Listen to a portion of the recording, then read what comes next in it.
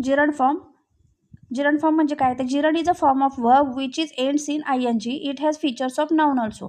Gerund हे क्रियापदाचं असं रूप आहे की ज्याच्या शेवटी ING हा प्रत्यय लावला जातो आणि कधी कधी ते नामाचं कार्य करत असतं. त्याचं स्ट्रक्चर काय आहे बघा, वर्ब प्लस ING, म्हणजे क्रियापदाच्या शेवटी ING प्रत्यय लावायचा आणि हे करत असताना क्रियापदाच्या पूर्वी आलेला TO2 हा शब्द काढून टाकायचा, रिमूव्ह टू. काही एक्झाम्पल्स बघा दिले तिथं मी.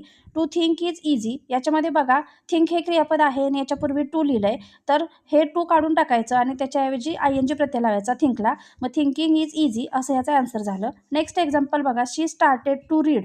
याच्यामध्ये बघा सी स्टार्टेड आणि रीड हे क्रियापद आहे, याच्यापूर्वी टी आहे ते काढून टाकलं, टू आहे हे काढून टाकलं आणि क्रियापदाला लागला ING प्रत्यय, रीडिंग. शी स्टार्टेड रीडिंग. नेक्स्ट एक्झाम्पल बघा, वी लाईक टू प्ले.